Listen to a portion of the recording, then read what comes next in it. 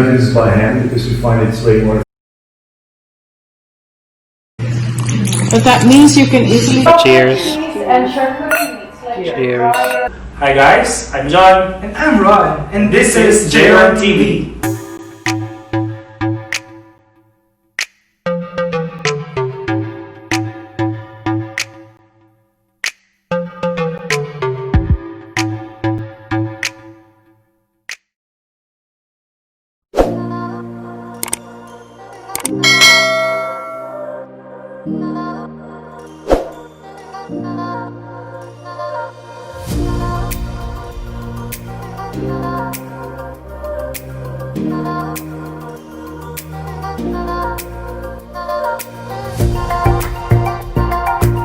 Hey guys! So kakarating lang namin dito sa Spirit Hills Winery and it's snowing na. Yay! Yay! Winter na ulit! Although technically guys, summer pa din yan kasi sa September 22 pa magpo-fall. Tama ba? September? Oo, yan. Oo, mga ganun. Pero syempre, excited yung winter kaya. Syempre, yun na siya. Winter na. Winter na to.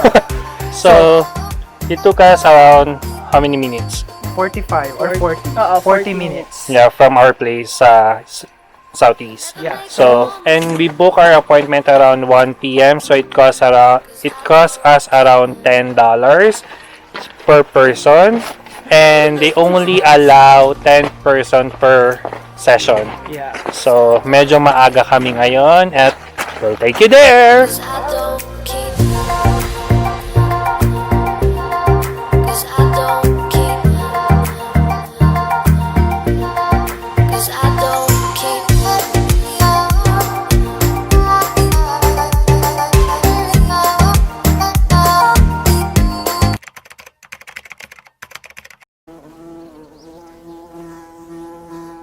Until there's a bee that actually goes and deposits it in one of these little cells. Now, if by the end of a sunny afternoon when they've been harvesting, if I go into a hive and I take it straight and I do this, all that nectar will just rain out. Because nectar is 70 to 80% moisture.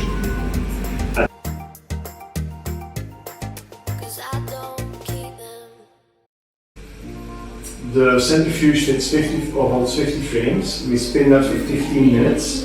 And then you'll see the honey flow out like this. When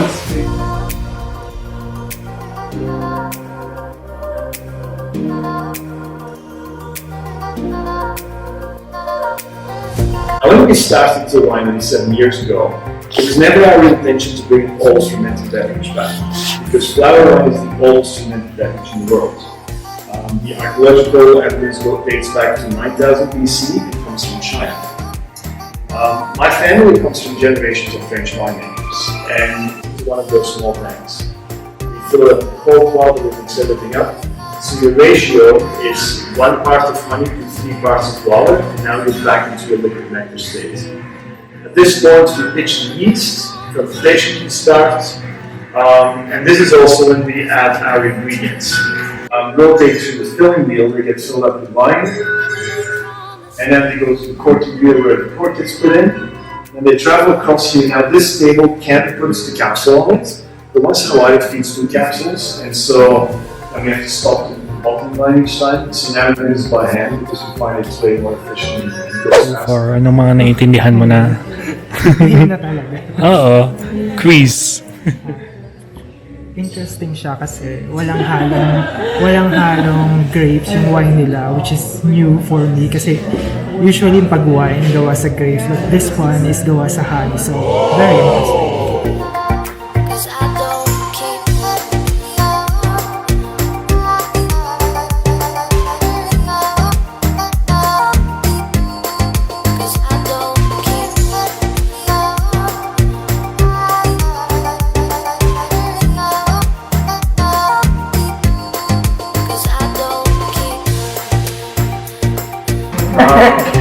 She's also the funny one.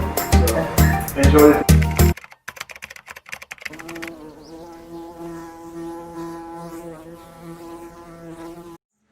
And of course, it's our barrel program that really limits the production of this wine. We only have 60 barrels. We hope in the future to be able to expand the winery. We would like to have space for 250 barrels so we can really ramp up the production. of this wine. These flowers are so delicate. They wilt very quickly under certain circumstances. Okay. One of them is when you put them in the wine to culinary making.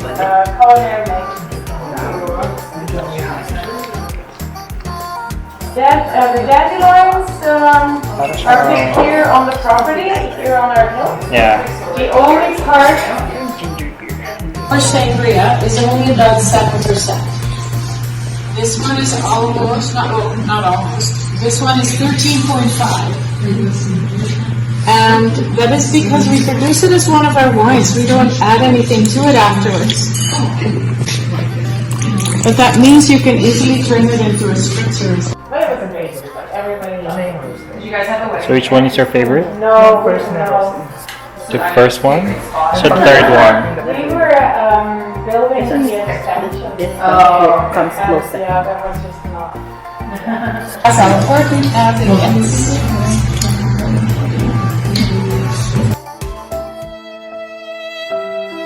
It's a very, very pale rosé. It's almost a white. It does have a little bit of color. I do, hold it up to the light, and I swear. Is this little tinge? Use your imagination and you will see a little bit of purple. Cheers. And charcuterie meats, like Cheers. Lose your alcohol, you end up with some more expensive juice. That's good for the kids. I've never had a wine. Oh, really? I hope you'll enjoy it. It's like a Christmas party in your mouth.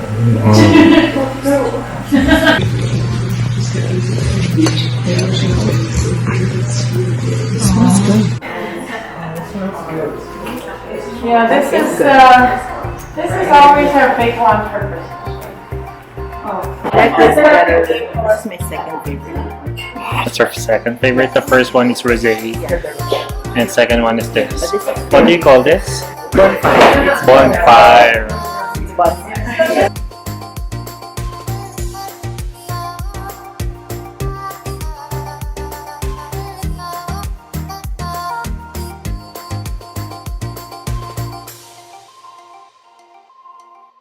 Guys, so let's do some reaction. So how's the experience? It was fun. Yeah, it was really fun and interesting. So for me, first time kong makatigim ng wine na gawa sa honey. And usually kasi yung mga wine gawa siya sa grapes. So this one is very interesting because it's different. Yeah, and it's interesting then how they show how they make their wine because it's very unique to Alberta. Since in-explain nila yung whole process nila from getting the honey to fermenting the wine and bottling. And ang favorite part ko syempre is the wine tasting. Yeah, for me also. Actually na-curious ba tawag doon? Kasi kala ko talaga from flowers directly magiging wine.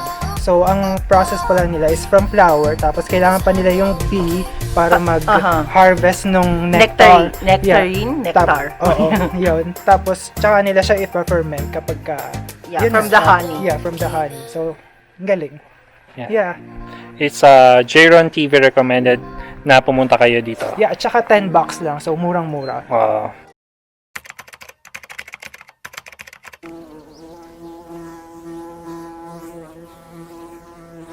Out of the 6 bottles na mga natikman mo sa wine tasting, 6 will be the lowest and 1 will be the highest. So, paano mo siya i-rank? Okay.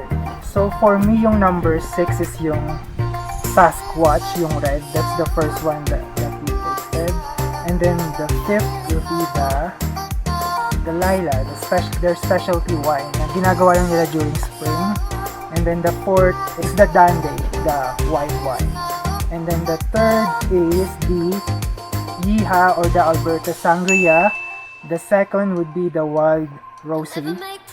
And then the 1st would be the Bonfire. Kasi sobrang kakaiba niya. Kailangan pa siyang painitin bago mo inumin, which is very comforting. Especially this time na winter. For me, number 6 would be the Sasquatch, which is the red one. Because I feel like it's very close to just regular red wine. Next would be the Dande white.